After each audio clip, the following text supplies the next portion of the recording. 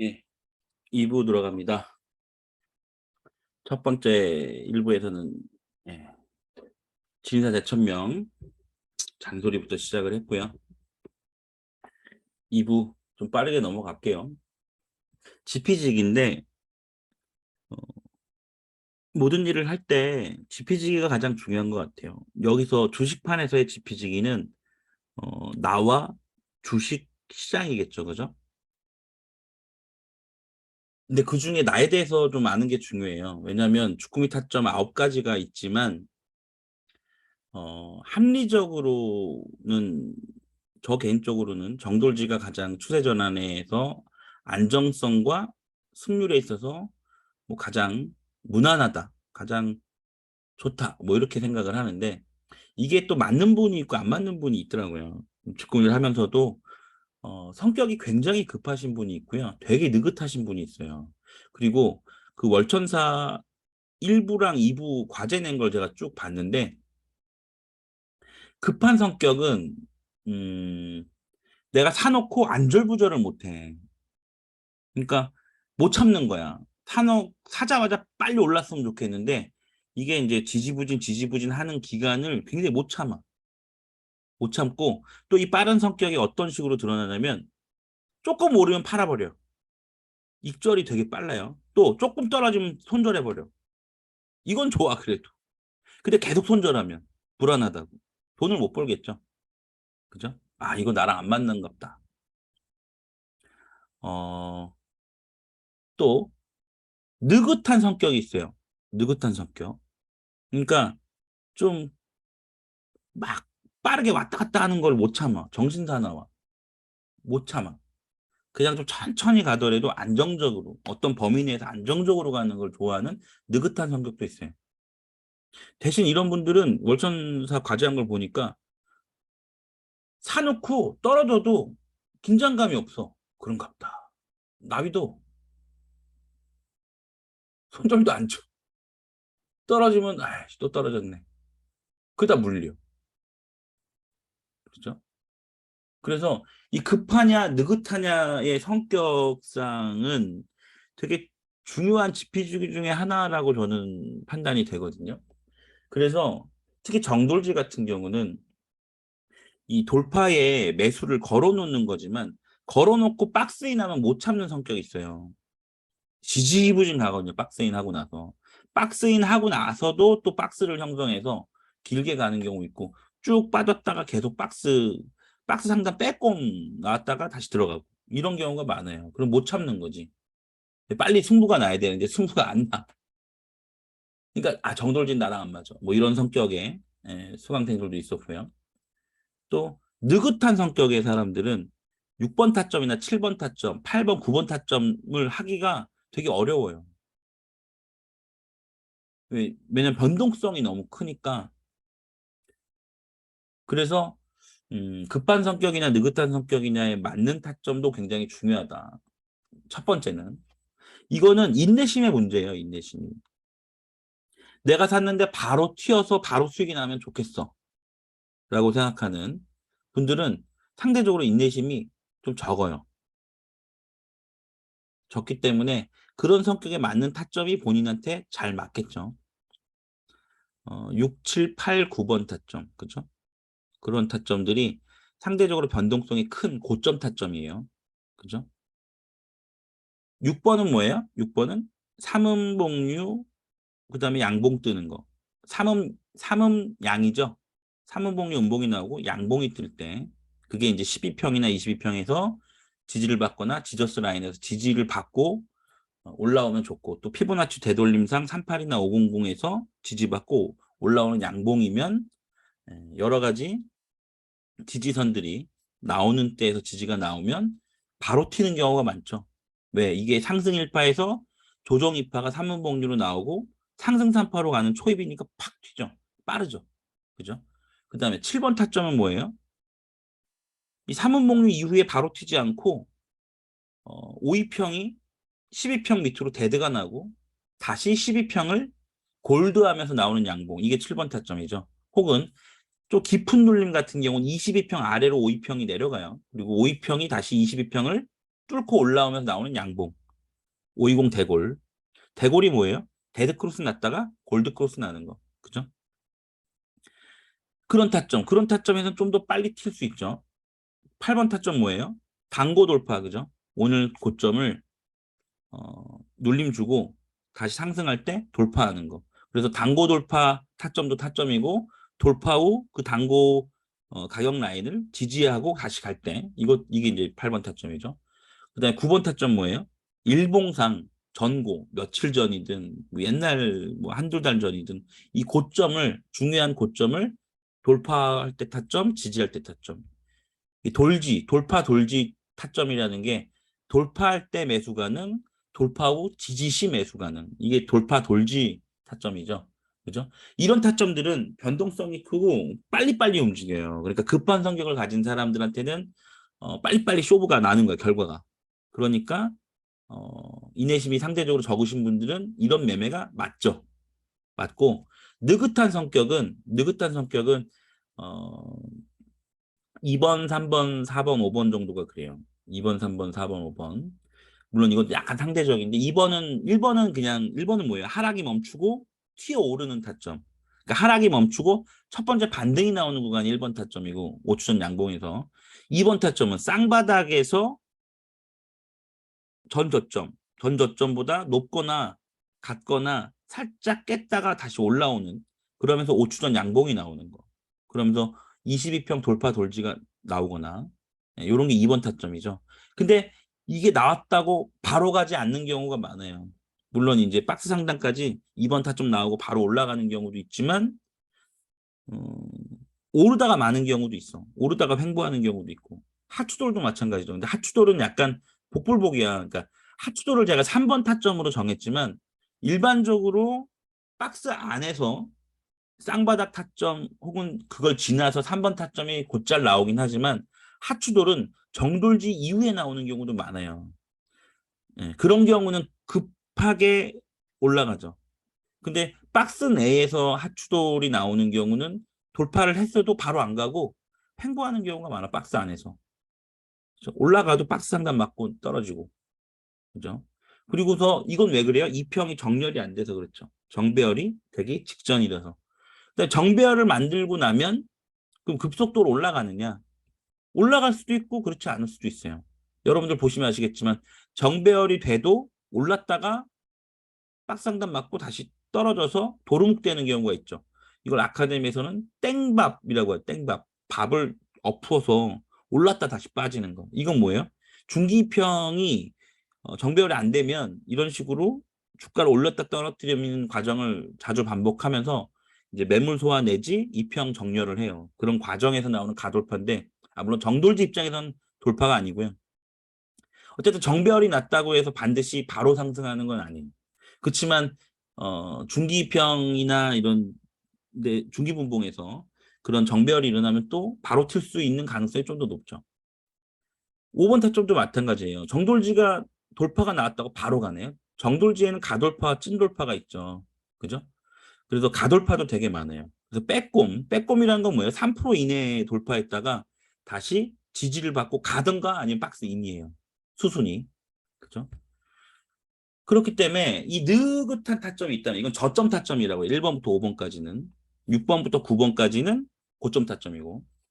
그래서 성격에 따라서 이런 급한 성격은 고점 타점이 성격에 맞고 느긋한 사람은 이제 저점 타점이 맞는 거죠. 이게 이제 기준이 되는 건 인내심이다. 인내심. 근데 맞는 것만 갖고 그 매매 타점을 내 무기로 할 수 있느냐? 또 그거는 또 아니에요. 왜 그러냐면 이 급한 성격 나름대로 장점이 있고 단점이 있죠. 그죠? 느긋한 성격이어도 장점이 있고 단점이 있어요. 급한 성격인데 급한 성격이면 급한 성격에 맞게 순발력도 있어야 되고 판단력도 빨라야 되고 재치도 있어야 돼요. 그죠? 그래야 상쇄가 되죠. 왜? 급한 성격은 큰 단점이 뭐예요? 경솔한 거죠. 그죠? 또 경솔할 수밖에 없는 게 그냥 충분한 근거를 가지고 충분한 어떤 근거들을 확인하고 신중하게 접근하는 게 아니고 감으로 즉흥적으로 이게 맞으면 경험상 됐어. 그러니까 지르고 보죠. 사고 본단 말이에요. 급하니까. 근데 이게 생각대로 안 가. 그럼 빨리 대응해야 되겠죠. 물량을 줄이든 손절을 치든. 이게 빠른 순발력이에요. 근데 성격은 급한데 순발력이 없어. 성격은 급한데 빠른 판단력이 없어. 그러면 최악이죠. 아주 안 좋은 거죠. 왜? 자꾸 엄한 데 타점으로 들어가 놓고 수습을 못 해. 손절을 못 쳐. 계속 물리는 거죠. 물리는 종목이 계속 늘어나는 거야. 그죠? 나쁜 거죠. 그죠? 급한 성격이라 급한 타점, 고점 타점을 하는 게 맞을 것 같지만 거기에 따른 능력이 받쳐주지 않으면 패망하는 거예요. 패망. 순발력이 없어서 손절을 못 쳐. 자동 손절도 안 걸어놨어. 그러면은 이 사람은 매매를 많이 하는 사람이 급한 성격이 많아요. 느긋한 사람이 매매를 좀 적게 해요. 근데 급한 성격인 사람이 매매를 많이 하는데 승률이 낮아. 손절도 못 해. 이거는 그냥 깡통으로 가는 지름길이죠. 그죠? 그래서 급한 성격의 고점 타점을 하는 게 성격적으로 맞지만 그 고점 성격을 커버할 수 있는 능력이 받쳐주지 못하면 이 성격대로 매매하다 망하는 거예요. 명심하세요. 네. 느긋한 성격은요, 음, 긴장감이 좀 없어요. 그리고 손절에 대한 긴장감이나 민감도가 좀 떨어지는 사람이 많아. 월천사 과제에서도 보면 그래요. 그러니까 이게 내성일 수도 있어요. 내성이 생겨서 그럴 수도 있는데, 그러니까 손실에 대해서 내성이 생긴 거야. 에이, 또 손절 났네. 또 손실 났네. 그냥 버텨 그냥. 느긋한 성격은 최악의 상황에서도 그걸 감당할 수 있는 수준까지만 느긋해야 돼요. 근데 그냥 방치하는 경우가 많아요. 느긋한 성격의 사람들은. 물론 급한 성격의 사람도 순발력이 없어서 하다가 놓쳤어. 손절 타이밍을. 그러면 방치하는 경우 당연히 있고요. 느긋한 사람은 느긋하기 때문에 그런 경우가 많아. 느긋한 사람이 순발력 있게 빠른 손절이 가능할까요? 좀 약간 앞뒤 안 맞죠. 그죠? 느긋하다는 건 뭐냐면 매수도 신중하게 하지만 대응도 그렇게 그닥 빠른 편이 아니야. 느긋한 사람은 보통 순발력이 떨어지는 편이죠. 그죠? 그러니까 느긋한 사람은 손절폭을 굉장히 좀 깊게 둬야 되고 이 돌아나갈 수 있는 그런 폭을 좀 둬야 되고 느긋한 사람은 정교한 타점을 까탈스럽게 찾는 기준과 원칙을 까탈스럽게 두는 게 낫죠. 왜? 손절 잘 안 하니까. 물론 느긋한 사람이 손절을 뭐 다 안 한다는 건 아니지만 그래서 느긋한 성격인데 이 최악의 상황까지도 긴장을 해야 돼요. 그러니까 최악의 상황도 놔둬야 돼. 그리고 그걸 감당할 수 있어야 돼, 본인이. 거기에 분할 매수 안에 들어가 있으면 상관이 없는데, 그러니까 자기의 시나리오 안에 들어가 있으면 상관이 없는데, 그런 거 없이 그냥 성격만 느긋해. 내성일 수도 있어요. 그래서 이 얘기에 뭐예요? 나의 성격, 급하냐, 느리냐, 느긋하냐, 그거에 맞는 타점이 있다. 급한 타점은 고점 타점, 6, 7, 8, 9. 느긋한 타점은 1, 2, 3, 4, 5. 1번 타점은 막 느긋하다고 볼 수는 없어요. 이거는 더 떨어질 수도 있는 거 위험한 타점이야. 공격적인 타점이라 오히려 이제 급한 타점에 해당될 수도 있어요. 느긋한 타점은 그래서 2, 3, 4, 5번 타점으로 본다면 그 성격에 맞는 타점을 선택할 수는 있지만 그 선택에 따른 어, 필요한 그 선택에 필요한 능력도 갖춰줘야 돼요. 급한 성격은 순발력이 빨라야 돼. 손절도 빨리 쳐야 되고 왜 좀 급한 성격은 좀 신중치 못하게 어설픈 타점에도 막 들어가는 경향이 있거든요. 그러면은 잘못됐을 때 빨리 캐치하고 빨리 손절치고 나와야 돼. 이런 사람들은 매매가 너무 많죠. 그런 단점이 있고. 이거는 뭐 굳이 뭐 주식뿐만 아니라 살아가는데도 그렇죠. 느긋한 성격은 최악을 항상 염두에 둬야 돼요. 예. 그리고 느긋한 성격은 그만큼 정교함, 신중함, 정교함이 가서 승률을 더 느긋하게 시간 쓰는 것만큼 승률을 어느 정도 높여야 돼. 급한 성격은 승률이 조금 떨어지더라도, 왜냐면은 아까도 설명드렸지만 좀 덤벙덤벙 되잖아, 급한 사람들이. 그죠? 급하면서 철두철미하고 딱 그 빠른 판단력과 이런 게 받쳐져서 급하면서 잘하면 괜찮은데, 그죠? 근데 초보가 그럴 수 있어요? 어렵지. 주린이 기준으로 봤을 때 급하면 덤벙대고 타점이 엉망일 경우가 많고, 그러다 보면 손절 대응할 때가 많은데 그 손절을 빠르게 쳐주지 못하면 종목이 계속 물리는 거야. 물린 종목 계속 쌓여 있는 거지. 최악이죠. 그래서 본인의 성격을 잘 알고 또 본인이 카바칠 수 있는 능력까지 감안해서 타점을 저 본인의 무기를 잘 고르셔야 돼요. 그리고 메인과 서브가 있죠. 이번에 뭐 월천사에도 숙제가 그 메인 타점과 서브 타점 숙제로 나왔는데, 이런 거 감안해서 한번 해보세요. 지금 뭐 숙제 내는 거대로 꼭 매매를 해야 되는 건 아니잖아, 앞으로도. 지금은 지금 숙제한 대로 하시고, 또 한편으로는 이 메인과 서브를 할 때 나의 성격과 맞냐 안 맞냐, 또 그 성격에 필요한 능력을 내가 갖추고 있냐 아니냐를 판단을 해서 이도저도 아닌다. 급한 성격을 뒷받침해주는 실력이 없어. 느긋한데 느긋한 것만큼 정교하지 않아. 신중하지 않아. 그러니까 정확성을 가진 타점을 못 찾아내. 그리고 최악의 경우에도 내가 너무 느긋해. 뭐 이런 게 있다면 이런 거를 종합적으로 좀 고민을 해보면 그나마 어, 타선책으로도 가장 좋은 메인 타점과 서브 타점을 찾으시는 게 좋고요. 그리고 메인과 서브는 가급적 연결되는 게 좋아요. 예를 들면 하추돌이 무조건 3번 타점에 나오는 건 아니지만, 세 번째 나오는 건 아니지만, 하추돌을 기준으로 잡았어. 일단 하추돌이 나왔어. 하추돌이 났다고 팍 올라가는 건 아니죠. 올라갈 수도 있고 아닐 수도 있죠. 왜? 하락 추세선이라는 거는 우리가 부채꼴도 배우잖아. 그죠? 하락 추세선이 한 3번 정도 올라가는데 거기마저 뚫으면은 이제 날아가는 경우는 있지만, 하락 추세선 하나 돌파했다고 바로 날아가는 건 날아갈 수도 있고 아닐 수도 있어요. 어쨌든 기준으로 잡고 정배열이 됐을 때 4번 타점을 뭐 메인으로 잡을 수 있고, 아니면 4번 타점을 일단 서브로 먼저 잡고 입질 매수부터 들어가고, 정돌지가 나올 때 메인으로 해서 정돌지 때 들어가는 거죠.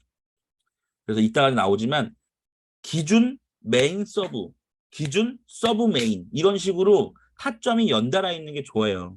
5번 타점이 메인이다 그러면 5번 타점에서 돌파가 나왔다 그러면 6번 타점을 잡아야죠. 왜? 상승 3파로 갈 가능성이 많잖아. 우리는 파동을 박스 돌파가 나온 파동을 1파로 봐요, 기준이. 그러니까 거기서 조정 3음목류 주고 3음양이 나왔을 때 6번 타점을 잡는 게 연결돼요. 연속기가 되는 연속기가. 이건 효율성이 있죠. 한 종목을 정했는데 여기서 정돌지로 먹고 6번 타점에서 또 먹고, 그죠? 혹은 6번 타점이 어려우면 어, 5번 타점에서 먹고 그 종목이 일단 1파가 나왔으니까 이 3파를 기다리는 거야. 3파에서 단고 돌파가 나올 때 돌파 때 사거나 돌파 후 눌림에 사거나, 그죠?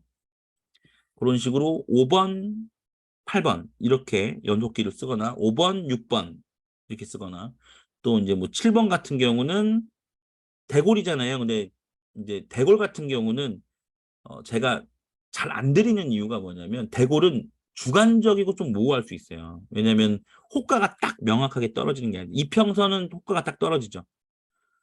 단고 돌파 가격대 딱 떨어지죠. 그죠?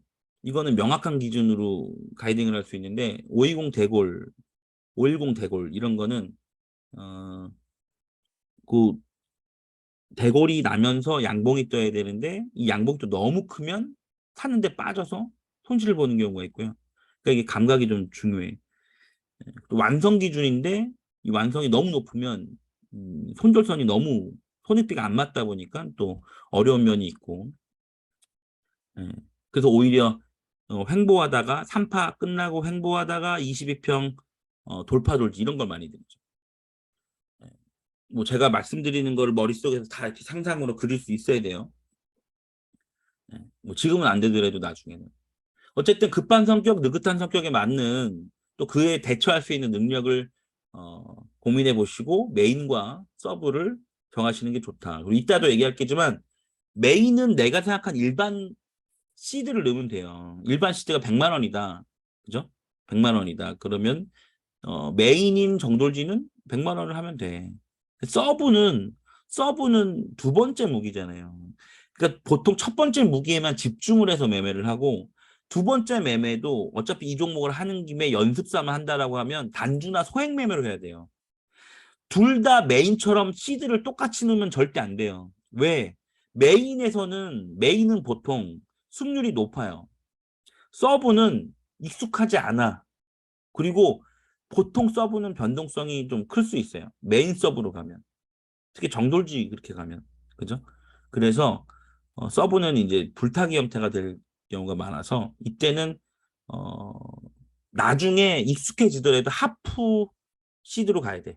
그러니까 100만 원을 한 타점에 넣는다? 이걸 분할을 하더라도. 그러면 서브 타점에서는 이미 정돌제에서 번 거를 안 까먹으려면 하프 50만 원으로 들어가던가 해야 돼요.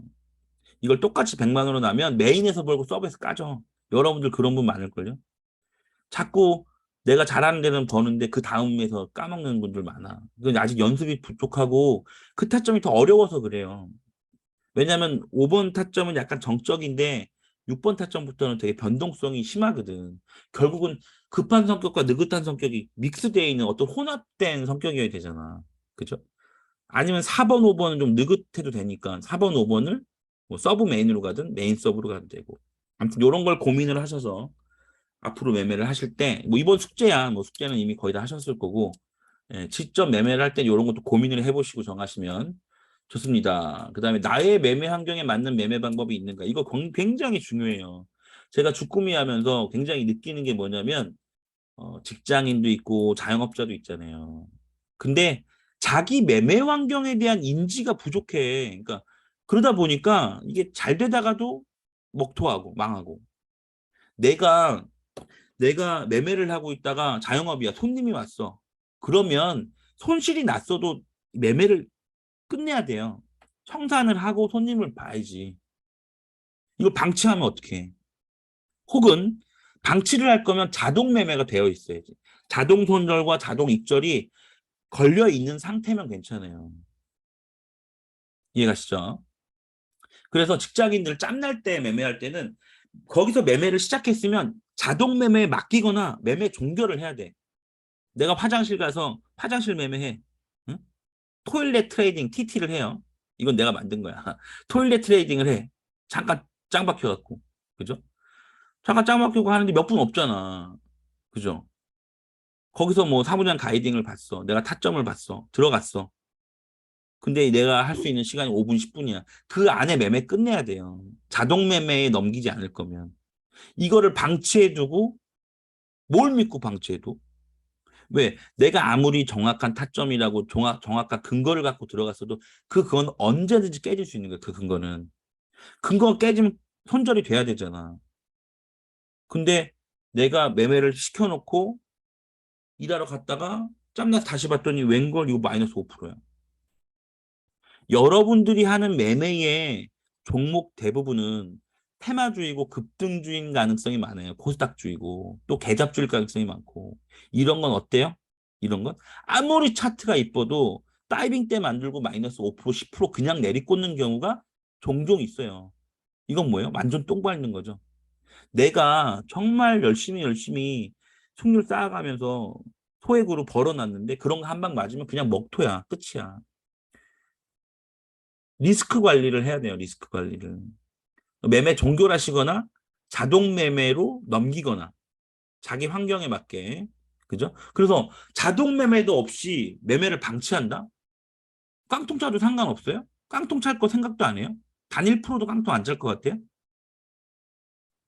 말도 안 되죠? 말도 안 되는 매매라는 걸 인지하셔야 돼요. 이해가시죠? 내가 자동 매매가 걸려있는 상태는 괜찮아. 내가 맥스를 주는 거잖아요. 여기 오면 내 익절할 거고 여기 오면 손절이 될 거니까. 자동 손절은 항상 시장가로 하셔야 되고 예. 잔고 편입으로. 그게 돼 있는 상태라면 괜찮은데 이건 이것도 저것도 아니고 그냥 방치시켜 놓는다? 그게 만약에 깡통으로 가면 재수없어. 깡통까지는 아니어도 마이너스 10% 20% 가도 감당할 수 있어요. 소액이니까 괜찮아요. 블루스카님 매번 그런 말씀 하시죠. 단돈 10,000원, 10만 원도 내가 1,000만 원, 2천만 원처럼 써야 돼요. 그래야 실력이 늘지. 그러면 10,000원, 10,000원, 10만 원 할 때는 그냥 어영부영 매매해놓고 1,000만 원, 2천만 원 되면 어영부영 아닌 매매가 될 것 같아요? 습관이 그렇게 들었는데 아니에요. 절대 그렇지 않아요. 절대 그렇지 않아요. 그러니까 자기 그 매매를 방치해두면 안 돼요. 사놓고 자. 사놓고 자. 자동 매매 걸어놓으면 상관없어. 사놓고 자면 안 되지. 매매를 종결시키거나 자동 매매를 걸어놓거나. 그죠? 중요합니다. 자기 환경에 맞는 매매를 꼭 개발하세요. 지금 주꾸미에서도 실력이 막 요동치시는 분이 있어. 요동치시는 분. 뭔가 될 것 같다가 소름 됐다. 이건 뭐 물리거나 이제 손절 못 쳐서 이제 이렇게 된 거죠. 혹은 뭐 하나 잘못했는데 신경 안 썼는데 갑자기 마이너스 막 10% 떨어져 있어. 관리 안 했더니. 근데 그거를 그렇게 관리 안 돼서 물린 종목을 또 그대로 방치해놔. 그럼 내 매매에 계속 영향을 끼친다고요. 어, 그게 심리의 한켠에 남아 있어요. 그러니까 내 심리 보전 법칙은 심리가 텅 비어 있어야 되거든요.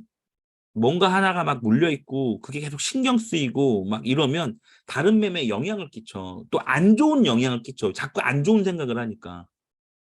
그렇죠? 그래서 물려 있는 종목이 있으면 안 되고 종결을 시켜야 돼. 그때. 그리고 계속 물려 있는 종목을 방치하는 버릇을 들이면 절대 월천 못 가요. 왜냐하면 물려 있는 종목에 시드가 계속 묶이거든. 물타기를 안 한다 손 치더라도 시드가 계속 거기 묶이는 거야. 왜? 손절을 못 치니 자동 손절도 안 걸어놓고 물리는 종목이 늘어날 수밖에 없죠. 왜? 매매하면 매매하면 족족 버나요? 신이야? 100%야? 승률이? 아니죠. 승률이 잘하면 7, 80%고 못하면 50%, 40% 이래요. 보통 아마 평균은 한 5, 60% 되지 않을까 싶어. 그러면은 손절 나는 게 있는 거잖아. 손실 나는 게. 근데 그거를 어떤 건 손절 주고 어떤 건 손절 못 쳤어. 물려 있어. 물린 종목 계속 적체되죠. 근데 내가 시드로 남아있는 시드로 벌다가 또 물려. 그럼 시드가 어떻게 돼요? 물려 있는 시드로 계속 어떻게 돼요? 누적되는 거죠. 그럼 뭐야? 내가 정작 돈 벌 시드는 없어. 물려 있는 시드만 있고. 그러면 계속 신경 쓰여. 공부할 맛 나? 안 나죠. 오늘 3승했어. 3전 3승했어. 근데 물려 있는 돈 빼고 이 시드로 하니까 번 거 같지도 않고 기분은 좀 좋은데 자꾸 물려 있는 게 신경 쓰이고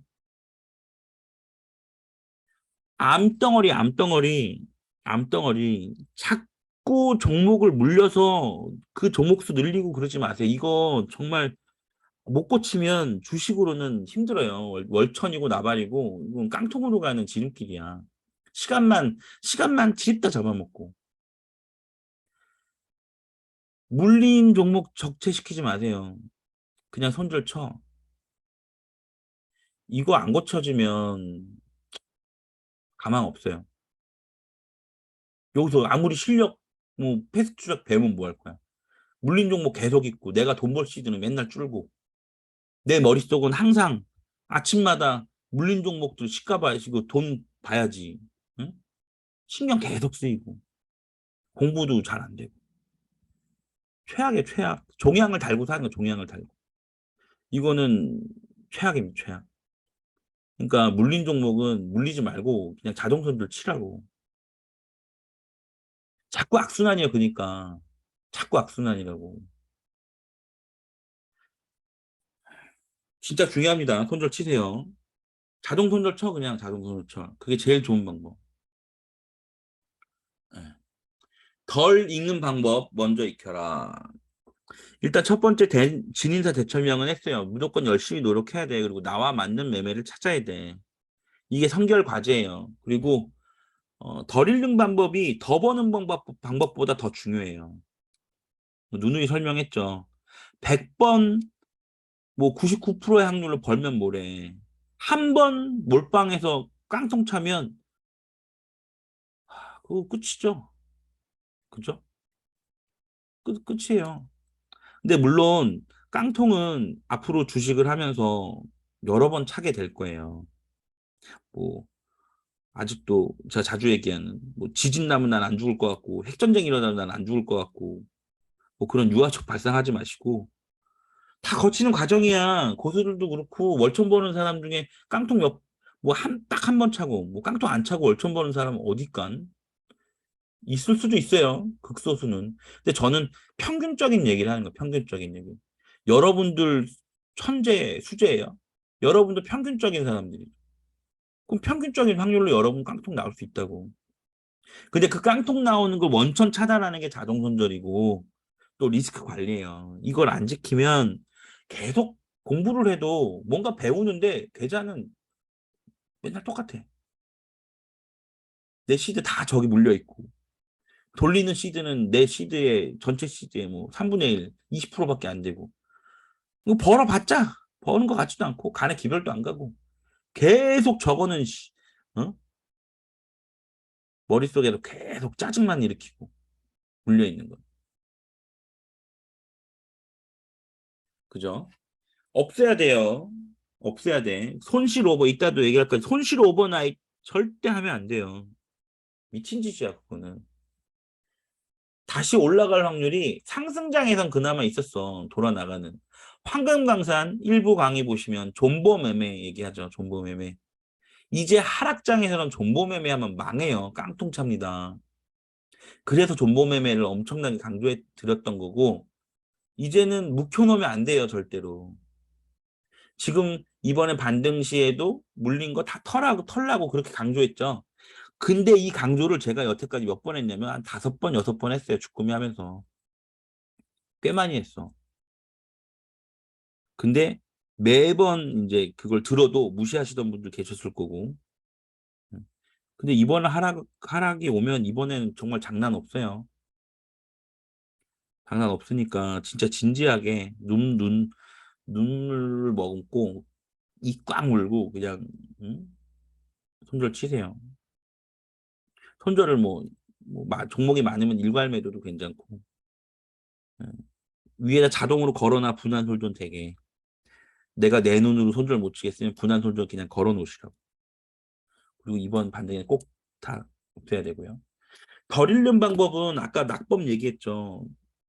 예, 이게 한 번 잘못되면 이게 주식이 무서운 게 그거야. 여러 번 말씀드렸지만 도박꾼들이 거의 열이면 아홉, 열 명이 결국은 망하는 이유가 망할 때까지 도박을 해서죠. 그죠? 돈이 다 올인될 때까지 하니까 그럼 올인될 때까지니까 100% 망하는 거지. 벌고 따고 일타가도 그죠? 그리고 손절의 측면에서 보면 뭐 도박 타짜도요. 승률 100%라는 건 존재하지 않아요. 그죠? 그럼 누가 타짜랑 도박을 하겠어? 타짜가 승률 100%라는 거는 뭐 완전 말도 안 되지만 정말 생 아마추어야. 그럼 누가 타짜랑 해요? 할 때마다 잃는데. 여러분 같은 경우는 하겠어요? 여러분이 동네에서 축구 시합 하는데 메시랑 호나우도 있는 팀하고 축구 경기 하겠어요? 뭐 영광이다 이런 차원에서 말고 승부 차원에서 하겠냐고. 뻔히 질 거 알면서 하겠어요? 웬만하면 안 하죠. 마찬가지로 이 타짜들 중에도 뭐 레벨이 있겠지만 제가 볼 때 좀 굉장히 괜찮은 타짜는 51% 승률이에요. 왜? 이뤄주기로 했다가 따기로 했다, 이뤄주기로 했다가 따기로 했다가 정작 그 사람이 자신감을 갖고 풀베팅을 할 때까지 기다렸다 막판에 이기면 끝이잖아. 51% 내지 뭐 2, 30%도 괜찮아요. 계속 이뤄주다가 돈만 많으면 이뤄주다가 그 자신감에 응?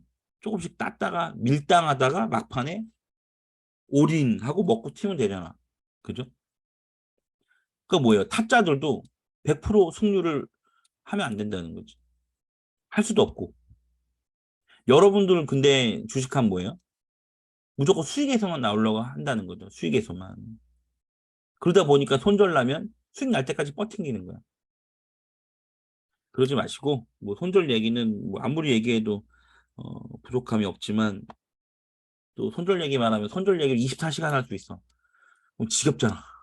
다 아는데 못 하잖아. 못 하는데 어떻게 해?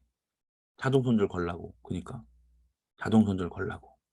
그럼 끝. 한마디로 끝날 수 있는 얘기예요. 풀지 마시고. 예. 그래서 덜 읽는 방법부터 배워야 된다. 더 버는 방법보다 덜 읽는 방법, 리스크 관리가 먼저예요. 주식판에서 퇴출되지 않는 게 먼저야. 포기하지 않으려면 주식판에 붙어 있어야 돼. 그죠? 그러니까 주린이들은 시드를 절대 처음에 키우지 마세요. 키우지 마시고 승률부터 잡아. 승률부터. 그죠? 승률부터 잡고 예. 나의 무기, 원칙, 기준부터 잡으시라고. 그걸로 승률부터 잡고 그 다음에 시드 점씩 늘려가면서 서브 무기 마련하고 하는 거예요. 리스크 관리를 먼저 하는 거고 리스크 관리는 이 다음 장에 좀 자세하게 적어놨어요. 주식판에서는 생존이 우선이에요. 생존이. 일단 살아남아야지. 여러분들은 돈 벌 그런 실력이 별로 없잖아. 왜?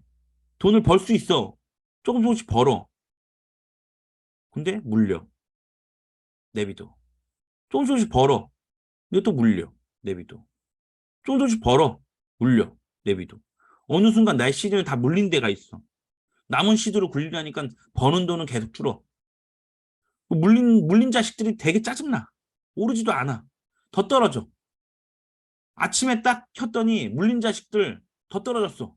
일단 기분이 나쁜 상태에서 시작해. 의욕이 없어져. 왜? 아씨, 남아있는 시드가 이제 20% 30%밖에 안 돼.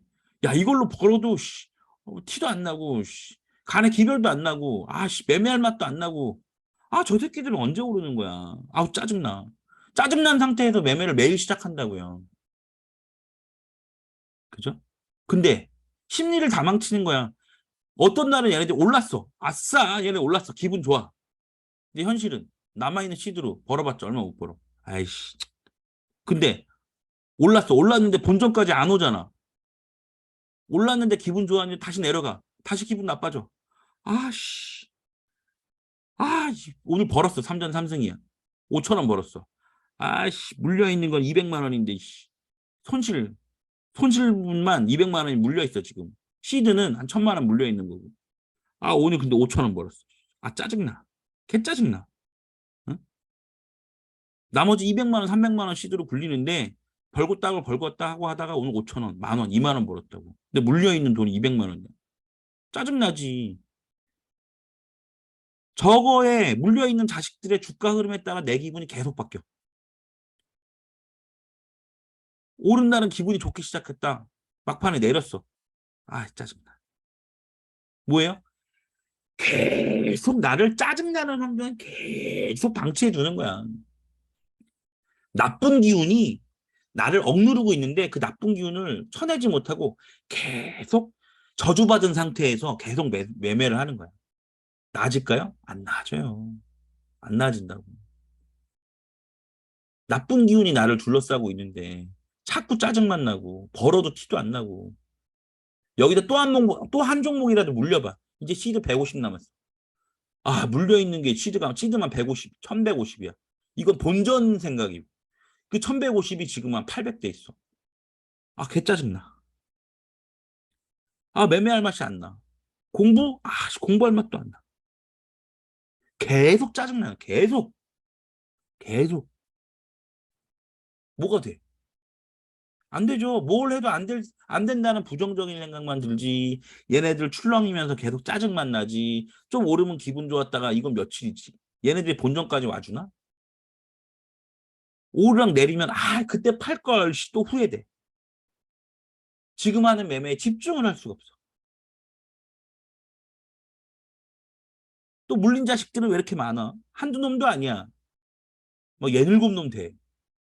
그러면 가지 많은 남의 바람 잘 날 없다고. 어떤 놈 오르고 어떤 놈 내리고. 이게 본전에 청산은 안 되면 자꾸 오르락내리락. 나의 심리는 자꾸 오르락내리락.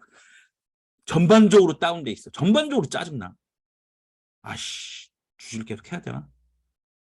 개 짜증나. 저 털고 싶은데 용기는 안 나고. 씨. 아, 남은 시드로 하자니, 시드를 더 다시 늘려볼까? 그리고 시드를 더 다시 보충하기도 하죠. 근데 내 습관 패턴이 안 바뀌면 또 늘린 시드가 물린 시드로 계속 가는 거야. 그러니까 뭐예요?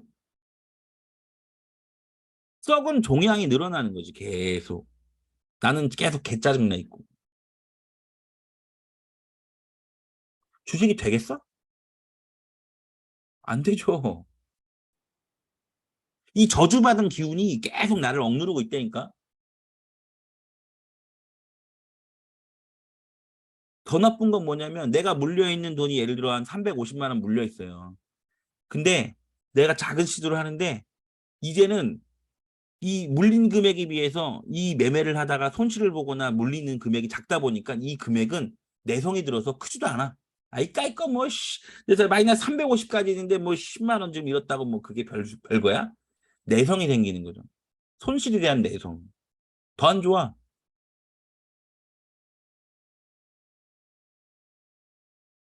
나쁜 습관으로 인해서 주식 매매가 완전 다 어그러지는 거예요.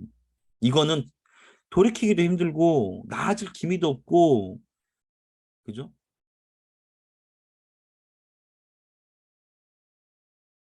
정말 최악 최악. 그렇게 자동 손절을 강조했건만 자동 손절 안 하고 그렇게 물려있는 자식들 계속 종양덩어리 놔두고 암흑의 기운 속에서 희망이 안 보이지. 주식하면 이제 짜증만 나고.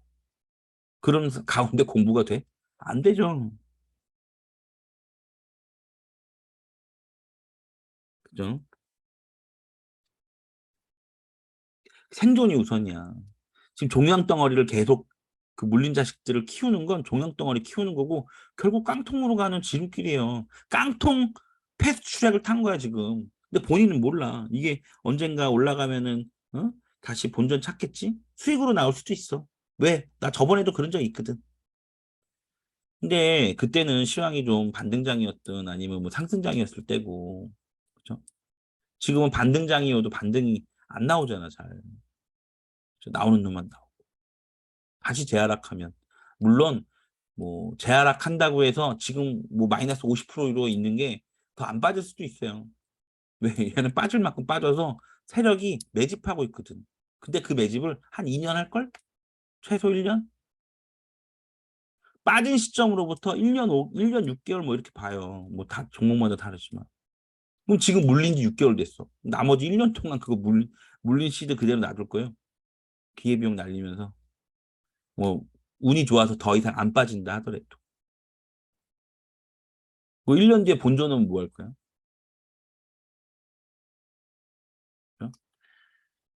아, 대표적인 사례가 있죠. 40 몇 종목, 거의 50 종목 물려가지고 1년 반, 2년 만에, 1년 만에 퇴출 낭보를 알려주시는, 응?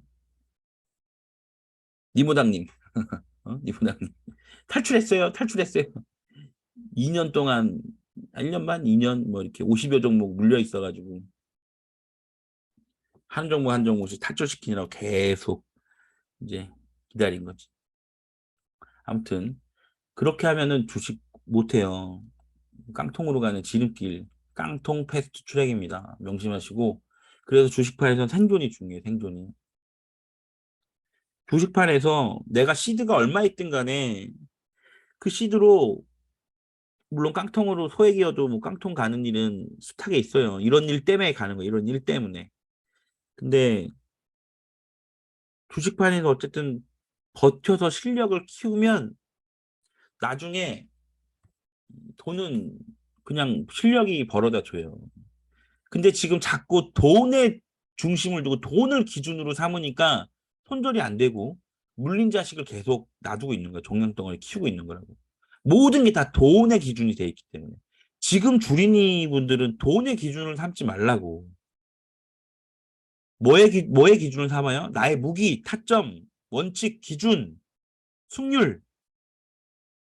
여기에 기준을 둬야지. 자꾸 돈의 기준을 두니까 그걸 손절을 못 치고 실력으로 놓고 승률로 보면 그건 그냥 내가 주식 100% 없으니까 합리적인 근거에 들어갔어도 그냥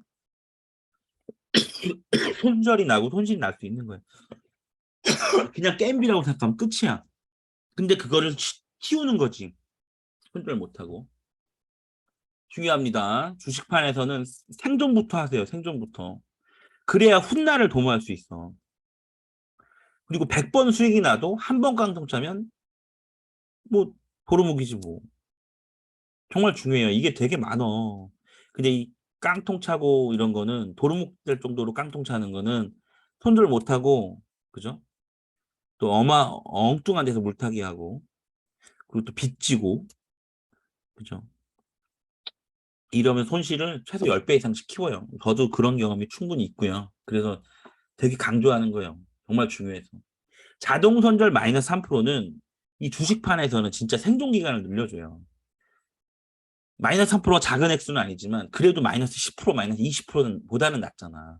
특히나 항상 여러분들이 염두에 두셔야 될 게 상승장에서는 그런 경우가 좀 덜한데 이게 오늘 너무나 이쁜 차트를 그리고 있고 상승 중에서도 뭐 얼마 전에 양지사나 많이 보셨죠? 그런 종목 갑자기 급락이 나와요. 막 상한가 근처 언저리 찍고 나서도 막 마이너스 10% 이렇게 빠지잖아. 그런 급등주 개잡주들이 언제든 지뢰받고 똥밟듯이 나타날 수 있다고요. 그렇기 때문에 자동 손절 거셔야 돼. 벌 때는 정말 개고생하면서 벌어. 벌 때는. 어떻게 개고생해요? 조금 수익 나면 잘라. 조금 수익 나면 잘라. 물론 이게 자동 익절이 되어 있는 상태는 괜찮아요. 그죠? 어쨌든 이 자동 익절보다 적게 자르는 걸 문제 삼는 거고 특히. 근데 잃을 때는 막 3% 마이너스 5% 10%씩 잃어. 그럼 벌 때는 조금씩 벌고 잃 때는 막 왕창씩 벌어. 자동 조절 안 돼 있어서. 그러면은 답이 없죠. 답이 없죠. 주식이 자꾸 고난의 행군을 하는 거지. 그렇죠? 근데 그나마 마이너스 3%는 그나마 양반이야. 뭐 이거를 뭐 개인적으로 마이너스 2%나 마이너스 뭐 4%나 뭐 2%나 이렇게 줄일 수는 있지만 주금의 원칙은 마이너스 3%다. 왜냐? 보통 3분봉 박스의 박스 크기 높이가 폭이 약 3% 정도 돼요, 보통. 3% 넘는 것도 있어. 넘는 것들은 호가가 뭐 1,000원대나 10,000원대나 이래요. 그러니까 호가의 그 상승률 폭이 큰 게 있죠. 1,000원대, 10,000원대, 그죠? 또 2,000원대 뭐 이런 데도 높아요. 호가당 수익률이, 그죠? 근데 막 9,000원, 8,000원 이런 거는 호가당 수익률이 좀 작죠. 그죠? 작고 또 이제 뭐 100원짜리 주식 이런 것들도 좀 호가가 작고 아무튼 예. 근데 그런 거에 따라 다르지만 보통 한 3% 언저리 돼요. 3%보다 좀 작아 박스가. 그래서 박스 이탈돼도 손절 못할까 봐 마이너스 3%로 잡은 거예요. 이해하시고. 그리고 희망적인 얘기는 일단 생존하고요. 이 생존의 기준은 뭐냐면 물리는 종목이 없어야 돼. 내가 승률이 낮더라도요. 물린 종목만 없으면 그래도 실력이 계속 늘면 어, 복구가 돼. 근데 물려있는 종목이 계속 많으면 이걸 다 손절치기 전까지는 되게 더뎌요. 여러분들 지금 뭐 지금은 아니어도 과거에 이 물린 종목이 좀 여러 종목 갖고 계셨던 경험이 아마 거의 대부분 있으실 거예요. 그죠? 물려 있으면 어때요? 자꾸 신경 쓰이고. 나 승진님 봐봐. 물려 있으면 계속 물어봐 나한테 톡으로. 한국정보통신 저 타점 드린 적이 없어요. 한국정보통신. 근데 들어가서 물렸어. 계속 물어봐. 그죠? 다 잘하다가 그런 거 하나 물리면, 그죠? 자동 손절 안 치고 물려 있으면 계속 신경 쓰이는 거야. 계속 물어보지. 그거 저는 모를까요? 아, 또 물리셨구나. 신경 쓰이잖아요. 그죠? 그러니까 타점, 가이딩 타점, 우리 종목이라도 안 들인 거는 웬만하면 안 들어가는 게 좋아. 물론 이제 우리 종목 내에서 자발적으로 이제 매매를 하는 건 좋은데, 이제 그 자기 무기를 연마하고 들어가는 게 좋죠. 그래서 일단 생존하는 게 중요해요. 물리지 않고 손절 자동 손절 따박따박 치고 이러면서 승률이 어쨌든 나와주면 생존하는 거야. 깡통 안 차고. 그죠? 그리고 포기하지 않으면. 그럼 월천 가요. 누구나 갈 수 있어. 아까 월천 버는 게 기적이랬죠? 기적이에요. 왜냐면 우리나라에서 연봉 1억 이상, 1년에 1억 이상 버는 사람이 몇 프로나 된다고 생각하세요? 얼마 안 되죠? 그죠? 근데 주식에서도 월천 이상 버는 사람 어때요? 5%도 안 돼요. 돈 버는 사람이 5%도 안 돼. 수익인 사람이 우리나라에서. 뭐 증권사 리포트에 뭐 예전에 나왔었죠. 그죠? 수익을 보는 사람이 5%가 안 되고 이 중에 이제 월천 이상 버는 사람들은 뭐 2%, 3%도 안 될 거예요. 어디서 그렇게 본 것 같아요. 정확한 수치는 아니지만. 그치만 주꾸미에서 얘기하는 패스트 트랙대로 하면 그 방식대로 하면 사람마다 시간은 다르겠지만 그게 정도예요, 정도. 그게 뭐 빠른 길이면서 우직한 정도라고 생각해요. 그렇게 저는 확실하고요. 음. 승진님 60만 양 손절. 금요일 고버스로 45만 양 수익 메꾸는 게 더 어려워. 자동 3% 손절이에요. 그쵸? 자동 3% 손절하면은 뭐 글쎄요 한 10만 원이든 뭐 20만 원이든 끝날 건데 그죠? 그게 더 빠지면은 계속 빠지고 있으면 그 한국정보통신이 그게 5운봉인가? 뭐 거기까지 가지 않았어요? 근데 저한테 물어보기 시작한 게 아마 3운봉료부터 물어본 것 같아. 3운봉료부터. 그래서 그냥 자동 손절이 나요. 자동 손절하고 밑에서 돌아 나갈 때 사면 그 종목을 추적했다가 자동 손절 난 거 복수하고 싶다. 기다려 그럼. 돌아 나간다. 정돌지 나온다. 그때 사. 그 자동 손절 3%본 것만큼 익절 보고 팔아. 그러면 똔똔이 되면서 본전이라도 치는 거지. 그죠? 근데 자동 손절 안 치면 이 밑바닥에서 만약에 마이너스 6% 빠졌다면 6% 올라올 때까지 기다려야 돼요. 6%. 6%가 쉽게 오간? 심지어는 마이너스 10%면 10% 올라올 때까지 기다려야 되는데 그래서 자동 손절을 반드시 거는 게 생명선이다, 가족 지킴이다라는 걸 명심하시고요.